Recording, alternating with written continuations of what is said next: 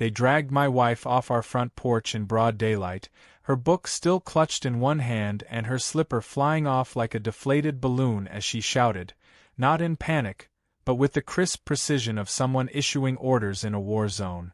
Echo protocol. Engage. That's all she said. Not a scream. Not a plea. Just that, and I swear, the birds stopped chirping. What those wannabe HOA cops didn't know, what none of them knew, was that my wife wasn't some helpless suburban housewife. She was a decorated CIA field commander. And they had just poked a sleeping lion with a sparkly yard sign. It started like any other Thursday. Our porch was bathed in warm morning sun, coffee steam curling in the air, the scent of lilacs floating over from Mrs. Perkins' yard next door.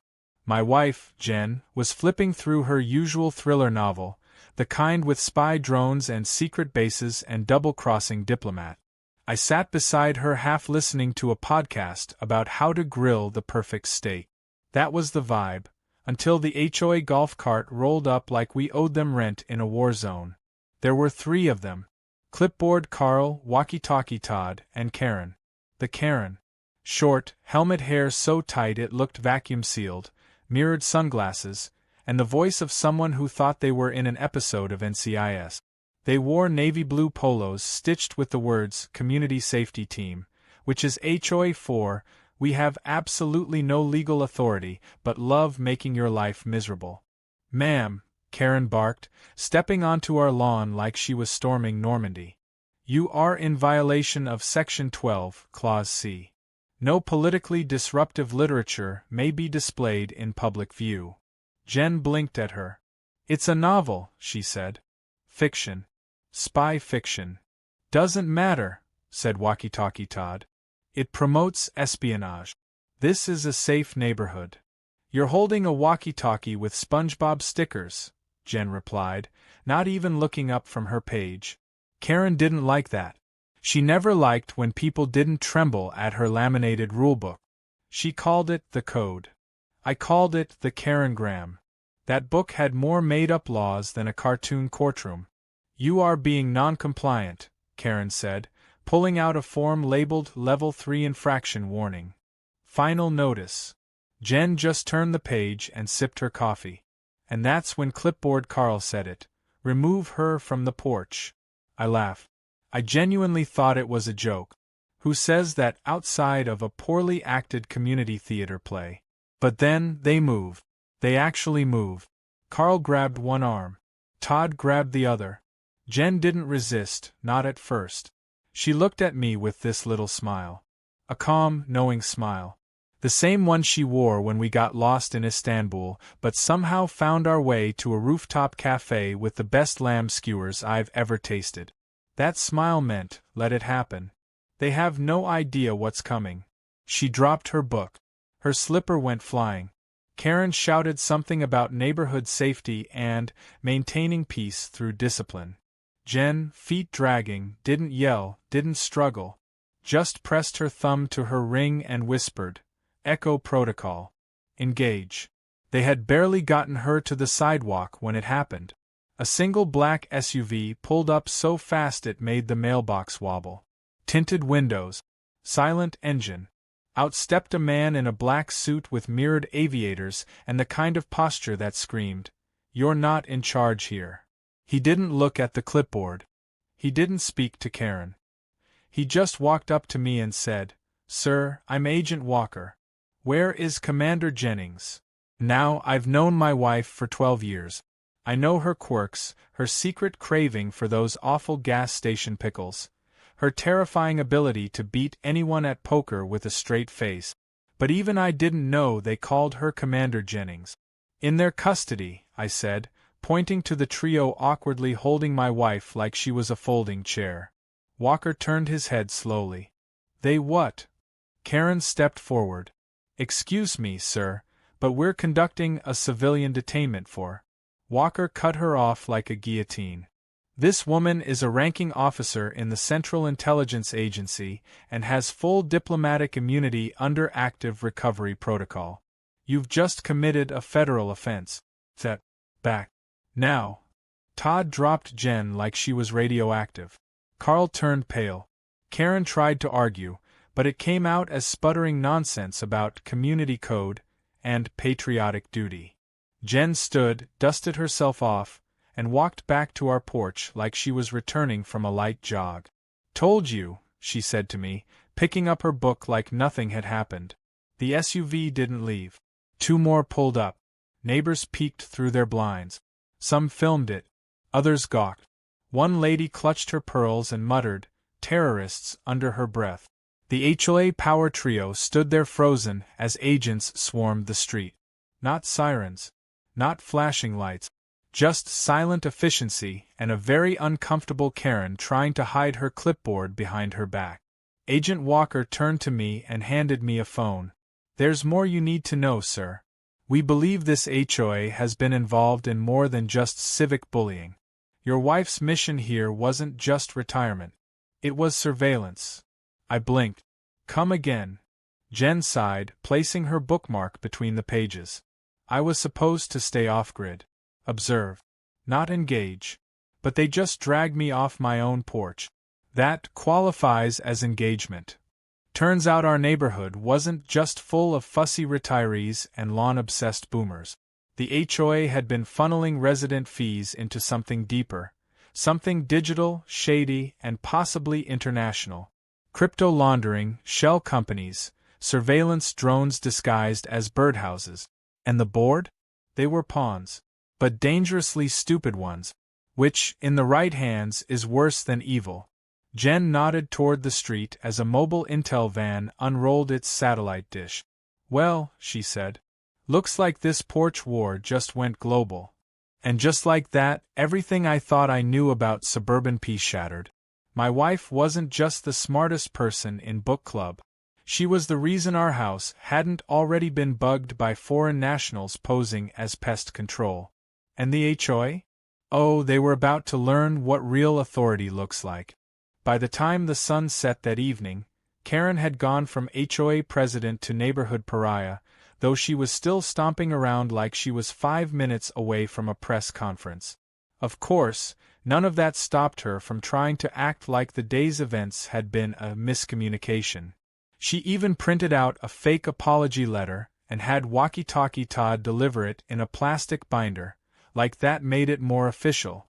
My wife read it, snorted, and used it to light the citronella candle on the porch. That was the mood in our house now, calm, calculated, and with the faint scent of lemon smoke in the air. Inside, the basement had changed overnight. What was once a man cave filled with workout gear and a sadly neglected ping-pong table had been converted into what I can only describe as a low-key CIA ops room.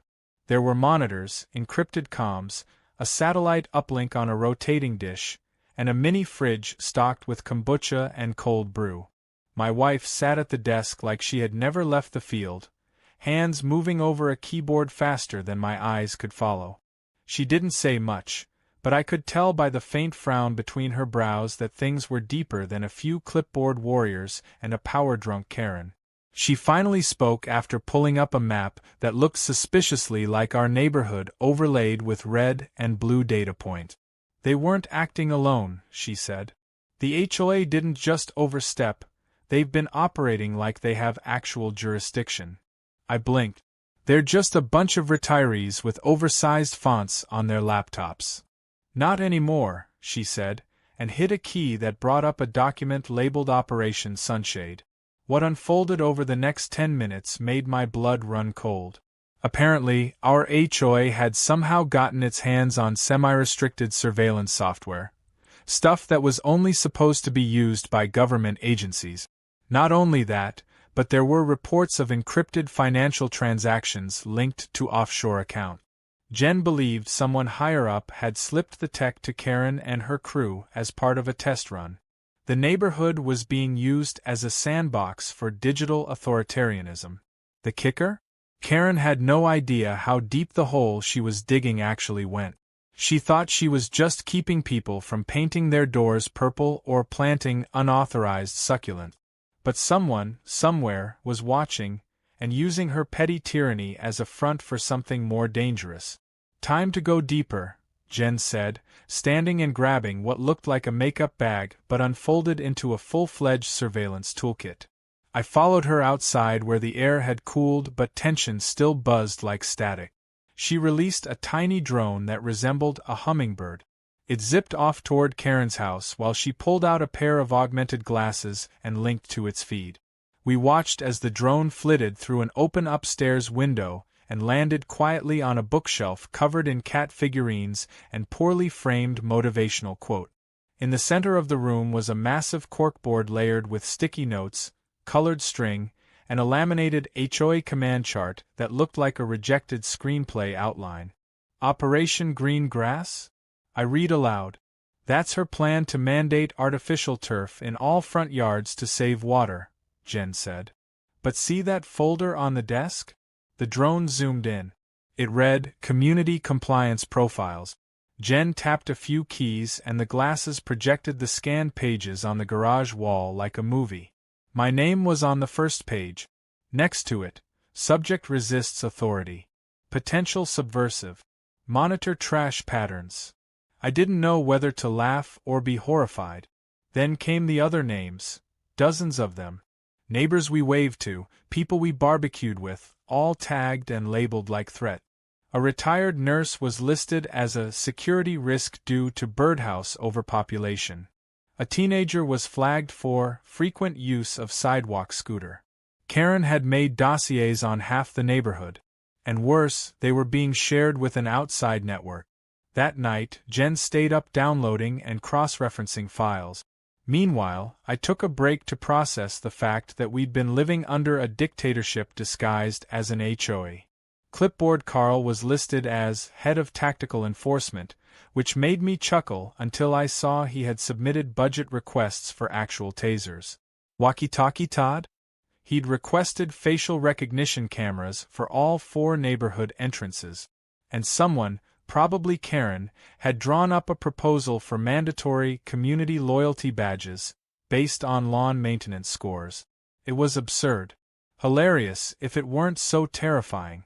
The next morning, Jen disguised herself as a dog walker and strolled casually past Karen's garage, the epicenter of operations. That garage, by the way, had been converted into what Karen called the community command hub. From the outside it looked normal. Inside, according to the drone, it had multiple monitors, a small flag display, an actual security light rig, and a snack shelf stocked entirely with generic granola bars and cans of off-brand soda. Karen was in there that morning holding what looked like a briefing. Clipboard Carl stood beside a dry erase board outlining threat matrix zones. Todd manned the radios, barking updates about mailbox activity. It was like watching kindergartners play G.I. Joe with a budget. But there was something worse. On one of the monitors was a live feed from a backyard camera that wasn't theirs. They're watching inside other homes, Jen whispered as the drone relayed the footage. They've tapped into private home security systems. That was the final straw. Jen retreated back to our basement, connected with her old agency contact, and sent a formal incident report coded for domestic tech abuse and potential cyber intrusion. The response came within the hour, authorized for escalation. We weren't just dealing with bored retirees anymore. Someone had enabled them. And now that their toy surveillance state was getting attention from real agencies, the countdown to dismantling this fake regime had officially started. Jen leaned back in her chair, cracked her knuckles, and smiled. They turned a neighborhood into a micro-dictatorship, she said. Now we show them what happens when you give fake power to the wrong people. And just like that, Operation HOA Havoc was born. The psychological takedown began with a squirrel. Not a real one. Though honestly, in this neighborhood, that wouldn't have been too far-fetched. No, this squirrel was actually a drone the size of a soda can, covered in synthetic fur and equipped with a high-resolution camera, thermal sensors, and a speaker that could mimic local bird calls. Jen launched it from our garage at precisely 4:12 a.m., when most of the HOA's community safety team was still asleep and dreaming of lawn citations. By 4:17, the squirrel was perched on top of Karen's chimney, and by 4:20 Jen had her first piece of blackmail-worthy footage. Karen singing show tunes into a hairbrush while wearing a bathrobe and an obey-the-rules sleep mask. Of course, we weren't planning on releasing that footage, yet.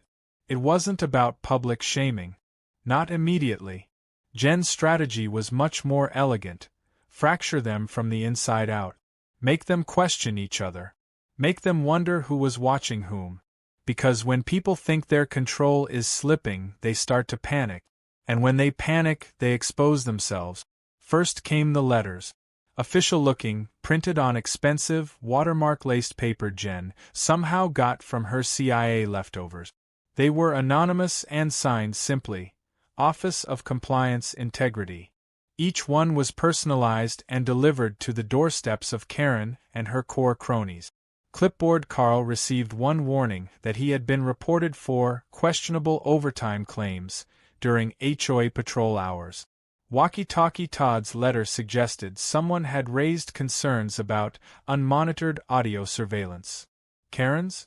Hers warned that multiple residents had filed complaints about her misuse of HOA funds to purchase military-grade marshland camouflage for a neighborhood with no marshes.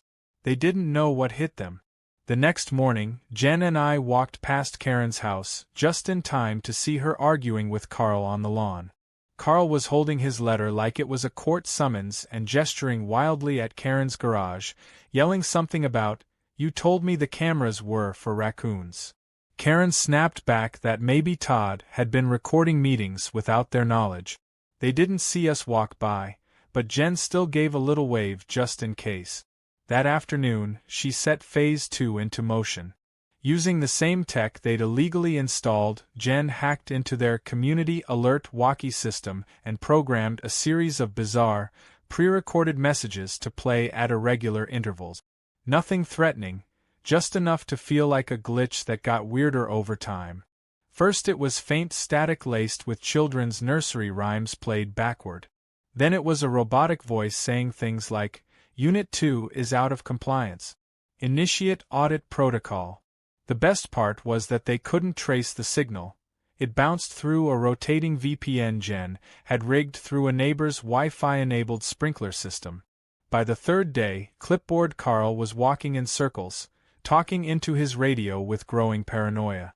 "Command, confirm authorization," he muttered into the walkie as Jen and I watched from behind a hedge.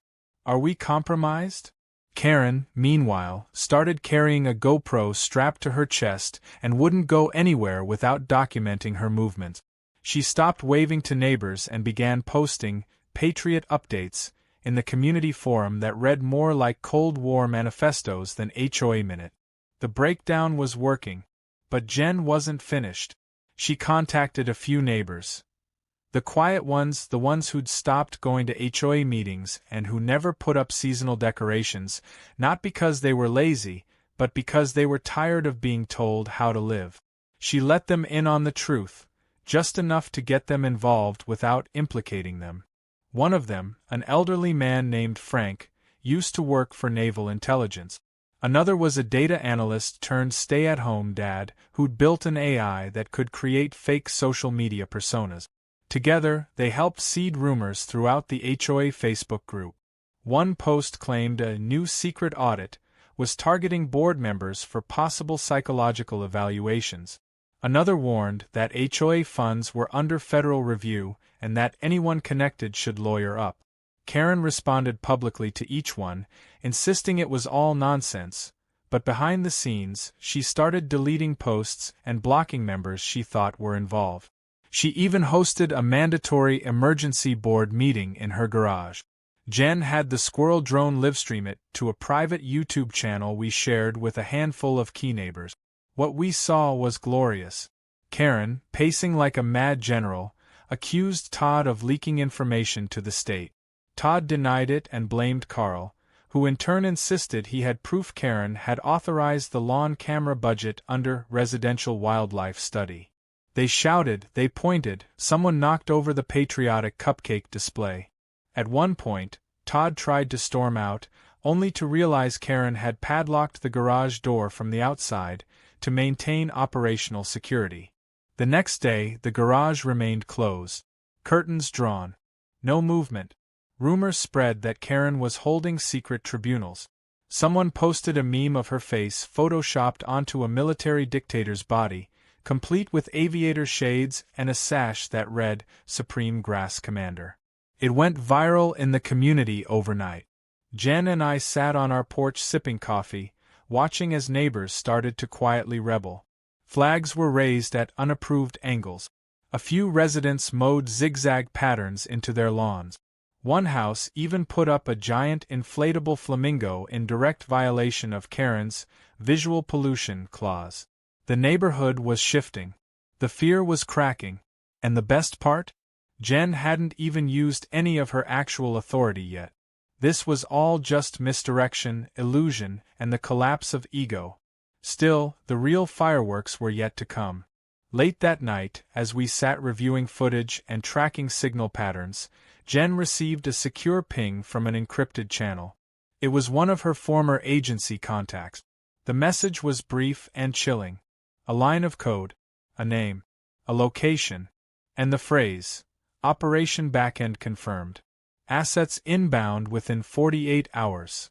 Jen stared at it for a long moment. Then she stood, walked over to the bookshelf in our study, and pulled out a seemingly random volume of Shakespeare. Behind it was a biometric scanner. She pressed her palm against it and a hidden drawer popped open. Inside were two devices. One looked like a phone, the other looked like a detonator. She took the phone. "It's time," she said. "They think this was just about lawn signs and porch seating. They're about to find out the hard way." And just like that, the final stage of Operation HOA Havoc began. The spring gala was supposed to be the HOA's redemption arc. A grand community event full of bunting, overpriced cupcakes, and speeches about unity and trust. Karen called it a celebration of neighborhood harmony, as if the past week of surveillance chaos, paranoia, and silent walkie-talkie wars had just been a minor hiccup in an otherwise peaceful utopia. The plan was to gather everyone at the community park, soothe tensions with soft jazz and lemonade, and remind the residents that Karen's vision was the one worth following. What she didn't know was that Jen had picked this exact event as the stage for the ultimate takedown. If the neighborhood was the chessboard, tonight was checkmate. By noon, the park had transformed into something that looked like the opening of a Hallmark movie. Tents with red, white, and blue drapes lined the perimeter, a bouncy castle sat awkwardly next to a Constitution corner, and children painted rocks with messages like "Obey the code" and "Mow often."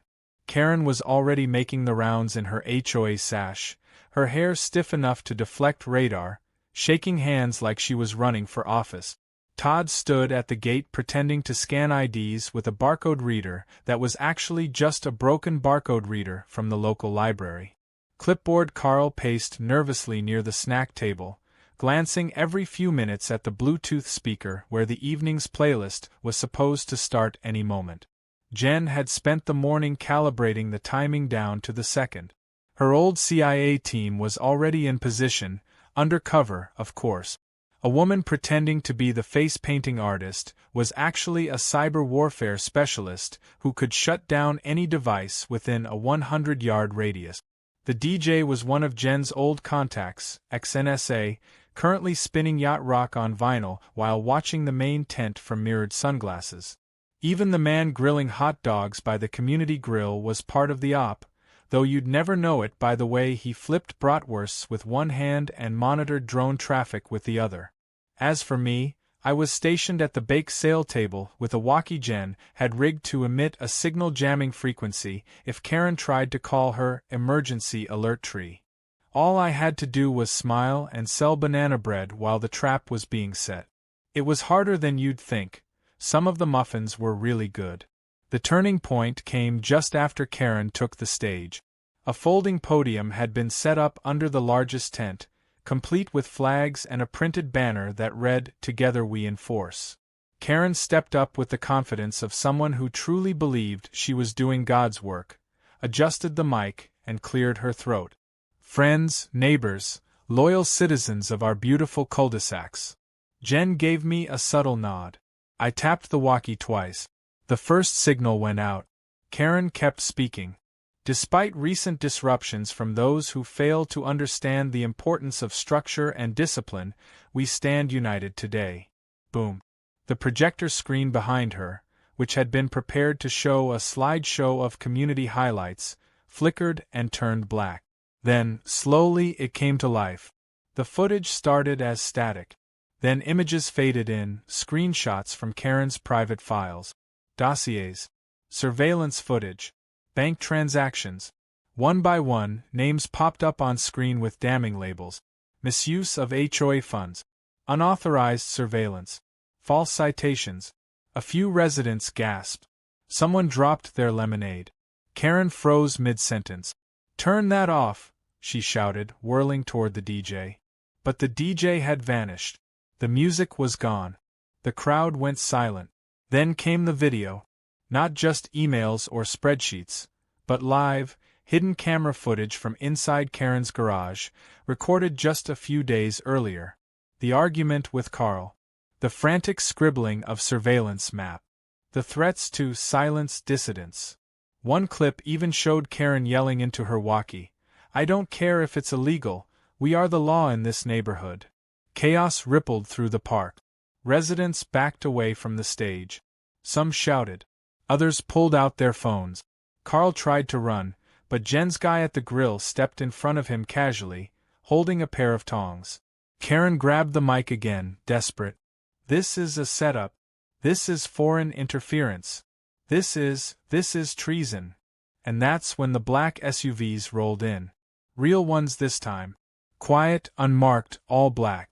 Doors opened and out stepped men and women in plain tactical gear.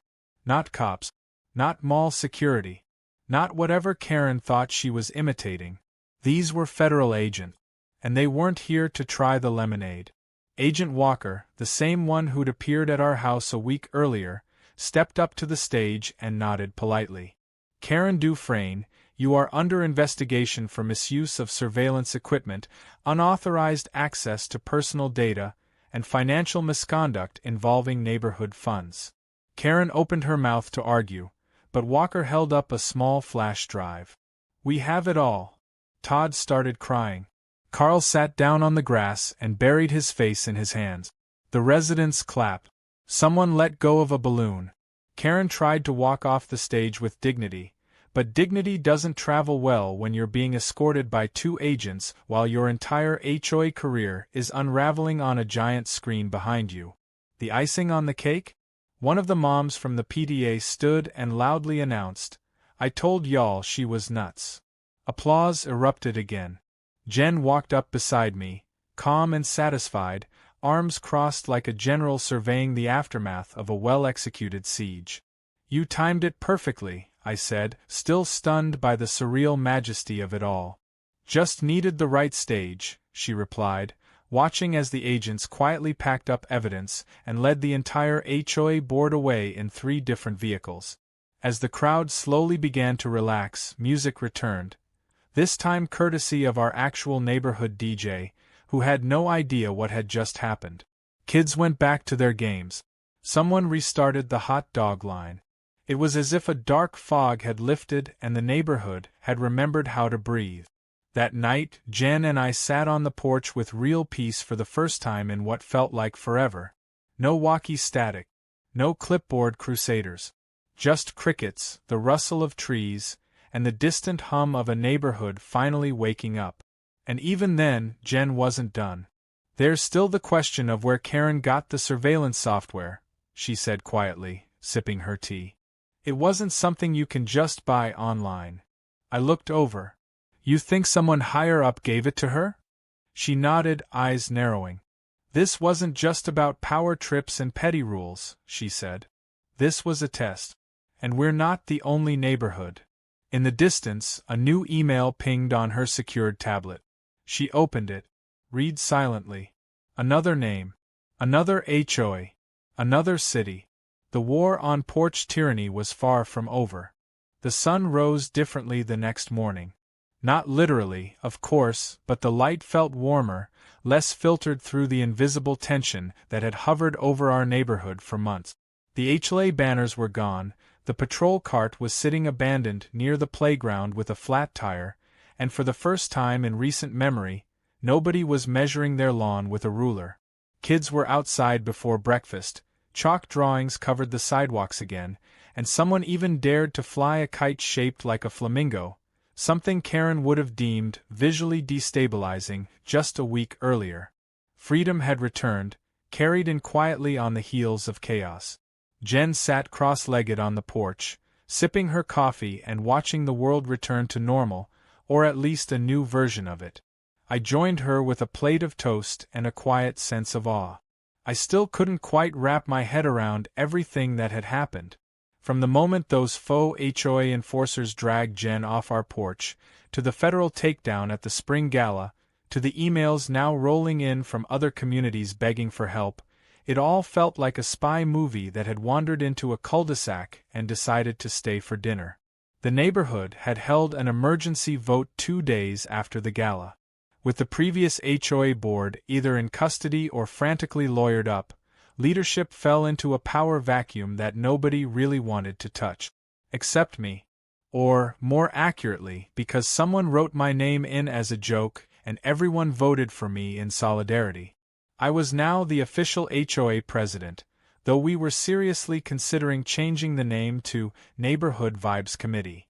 I had one condition for accepting the role: no more uniforms, no more surveillance, and absolutely no more rules about porch decorations. Jen added a subclause outlawing clipboards within a 20-foot radius of any mailbox. Apologies trickled in over the next few days. Carl, looking a little lost and much less clipboard-y, came to the door with home-made banana bread and a mumbled acknowledgement that things had gotten a bit out of hand. Todd dropped off a box of walkie-talkies and asked if I'd mind recycling them. Even Karen's house, now eerily quiet, had a real estate sign out front with the words, "Must sell fast," scribbled in urgent red ink. Rumor had it she was moving to Arizona to start fresh and get back to basics, which I imagine involved a desert HOA with even stricter rules about cactus height. For a while, things were quiet. Almost too quiet.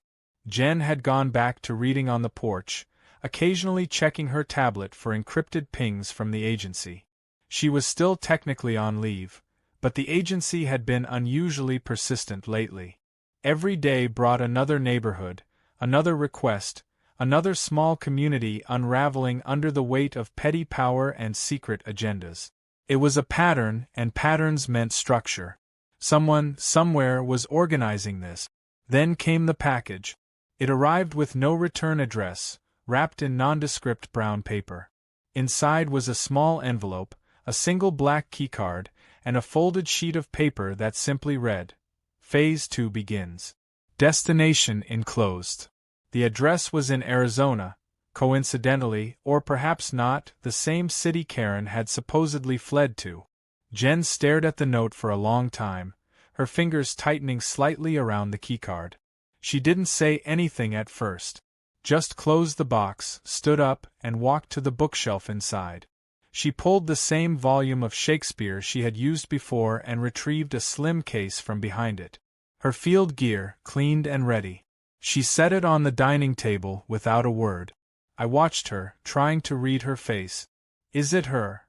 "Could be," Jen replied, her voice quiet but sharp.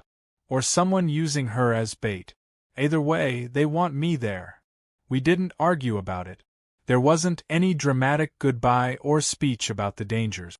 We both knew the game by now. If Jen was being called back in, it wasn't because they missed her cheerful morning updates. It meant things were escalating, and she was one of the few people who could see through the mess and strike back. The night before she left, we sat together on the porch, same as always. The stars were out, bright and still, the kind of night that made you forget anything bad had ever happened on this patch of earth. Jen leaned against me, her hand resting on mine. "You know," she said, "I thought I could retire. I really did. I thought this would be it. Gardening, books, peaceful mornings with you." I smiled. "You got 3 out of 4. She laughed softly. "Yeah. And I got to break up a mini dictatorship in the process." We didn't speak for a while after that. We didn't need to. The next morning, she left quietly, taking the black SUV that had mysteriously reappeared in our driveway overnight. A single agent sat in the driver's seat, sunglasses on, engine already humming. She didn't look back, but she did leave a note on the fridge: water the plants. Don't trust anyone with a clipboard. Days passed. I watered the plants. I grilled more. I took on my accidental HOA role seriously. Well, as seriously as anyone could, while insisting on tie-dye committee shirts and replacing board meetings with neighborhood cookouts. The people loved it. Someone even made me a sash that said, "President of Chill." Then, a week later, Jen came back. Not with fireworks. Not with sirens. She just walked up the porch steps like she'd run out for groceries. I opened the door before she knocked. "You're early," I said. She handed me a flash drive and said, "They weren't ready." Later that night, she finally showed me what was on the drive. Footage, emails, and blueprints that connected our little neighborhood experiment to a wider network.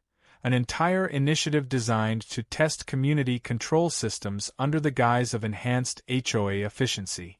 It wasn't just Karen. She had been the perfect prototype. Easy to manipulate, hungry for power, surrounded by people too polite to resist. But the people behind it were still active. Still building. Jen turned to me, eyes lit not with fear, but with resolve. "I think I've found my retirement hobby." I raised an eyebrow. "Taking down rogue HOAs?" "Something like that." We upgraded the porch. Better chairs. Smart sensors that filtered out spam radio wave. A new security system hidden inside the gnome. And every evening, as the sun dipped below the rooftops, we sat side by side, sipping coffee, listening to the peace that Jen had fought, again, to protect. Because peace isn't just the absence of conflict. Sometimes, peace is knowing your wife can take down a surveillance state before breakfast. And sometimes, it's just a woman in slippers, reading a book on her porch, daring anyone with a badge and a bad attitude to try her. Again.